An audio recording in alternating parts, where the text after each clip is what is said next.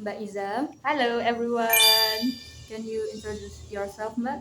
Okay, so hi teman-teman semuanya. My name is Kwaiza Naura. I'm currently at English Education Department major at Universitas Sriwijaya. Salam kenal. Hai. Oke guys, jadi di sini Debbie udah ngasih some question from Mbak Iza. Are you ready, Mbak? Yes, I'm ready.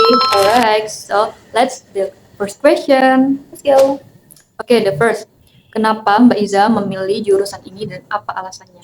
Okay, jadi why did I choose this major? Actually, because I really love English. It's one of my favorite subject in high school juga. Terus juga I think it has a lot of opportunities actually dunia kerja dan juga mostly kan juga yang kita tahu konten-konten dan hal resources kayak buku dan segala macam itu based in English language. So that's why I think it's really important and I really want to know even more. Alright, and also language is English so second English in the world, like Yeah, that's true. second question. Setelah dijalani jurusan ini, apakah ini sesuai dengan ekspektasi Mbak dan apa yang juga tidak sesuai dengan ekspektasi Mbak? Okay, kalau untuk ekspektasinya, actually I gain more than what I expected, to be honest. Kayak banyak banget hal yang membuka mata yang selama ini tuh kita nggak tahu tentang bahasa Inggris, ternyata surprisingly itu tuh ada gitu loh.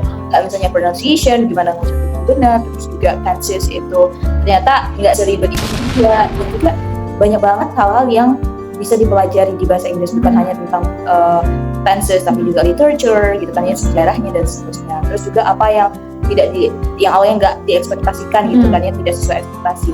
Sebenarnya selama ini mostly berjalan dengan baik gitu di bahasa Inggris. Jadi belum ada ketemu hal yang tidak mengenakan atau di luar dari ekspektasinya. Gitu.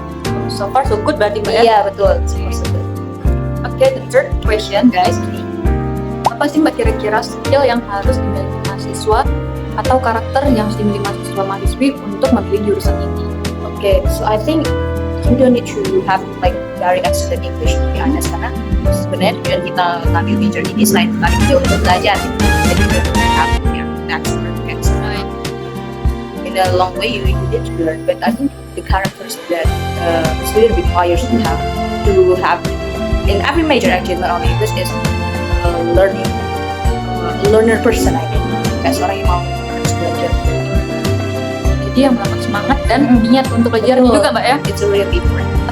Bagaimana cara Mbak untuk mengatasi ketika kuliah Mbak lagi capek atau lagi bosan agar sampai tidak terjadi burnout? Karena banyak sekali nih Mbak mahasiswa-mahasiswi yang sedang fokus belajar mengalami burnout karena tidak bisa mengatasi kontrol emosi mereka tadi tuh Mbak.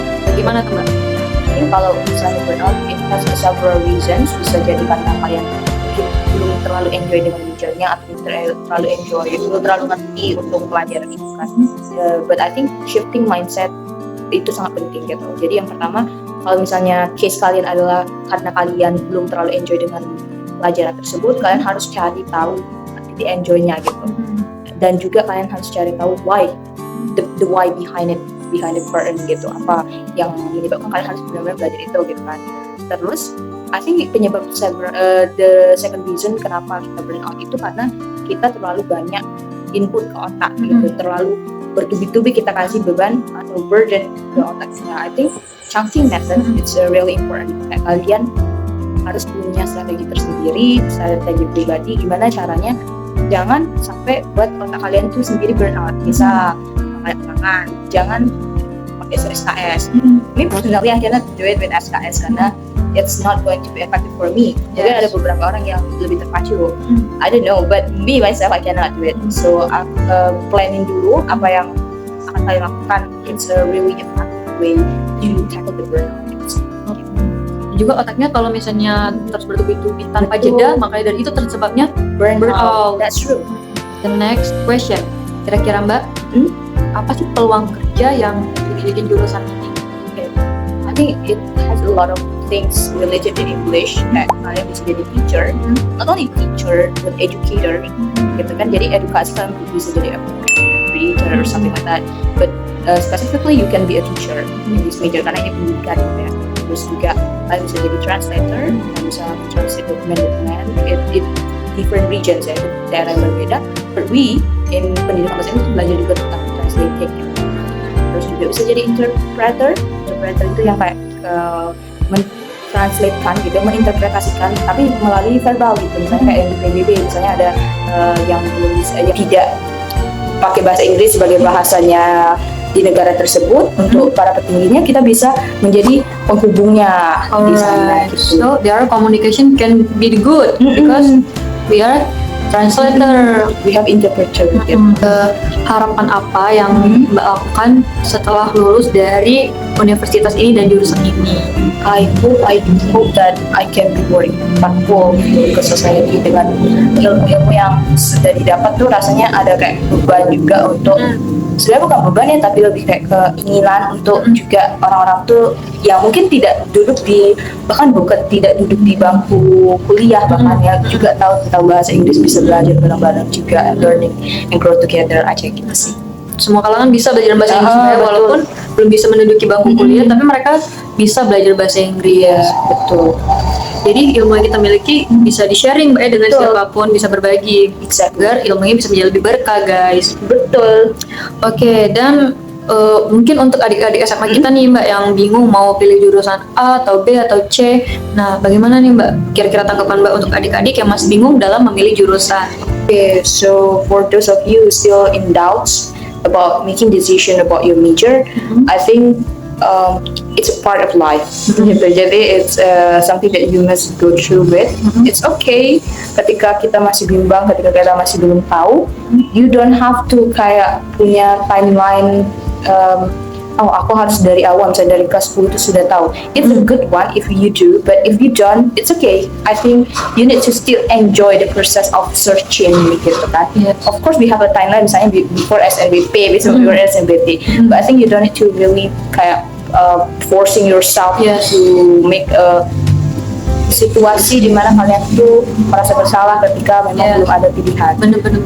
Iya, jadi lebih baik kalian search dulu, kalian banyak-banyakin input, kalian banyak-banyakin research juga about something atau major yang kalian pengenin. Kalian make a list dulu tentang atau SWOT analysis juga boleh, tentang jurusan-jurusan yang mungkin pop up di pikiran kalian. Misalnya kalian memilih jurusan pertanian, terus kalian juga interesting di ke dunia kedokteran, kalian cari tahu dulu. Karena I think when choosing the major is not only about something that we like or something that we passionate. Passion can grow by the time, I think. So you must search your own meaning and make the best decision as you possibly can. Bener sih Mbak, kadang tuh ada anak yang kalau misalnya nggak dapet jurusan itu merasa bersalah. Aduh, aku nih gimana nih, kurang usaha apa gitu. Padahal mereka sudah melakukan yang terbaik. That's true. Enjoy. Oke guys, mungkin the last one for you Mbak. Apa kata-kata untuk jurusan Mbak nih? I think in English major, it's one word that I can describe. It's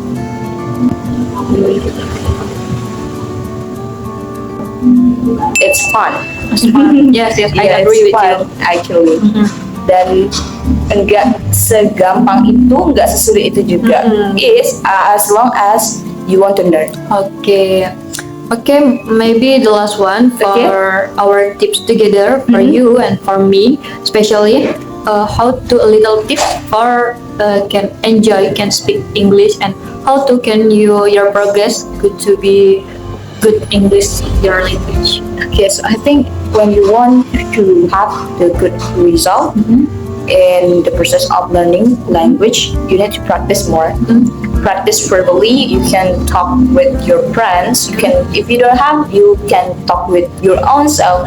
You can search to the internet for something that can help you. You need to have a lot of resources, kayak misalnya baca buku. If you love anime gitu ya, you can watch anime gitu. And a lot of, pokoknya banyakin input baru nanti outputnya bisa bagus. Alright, so that's from your tips ya Mbak. Alright, thank you so much. We are finished our question. Thank you so much Mbak Iza. Thank you very much. Udah mau podcast bareng Debbie, dan terima kasih untuk tips-tipsnya dan jawaban-jawaban yang mungkin bisa membantu teman-teman yang di sana yang sedang kebingungan. Okay, Thank you so much. Thank you. Bye.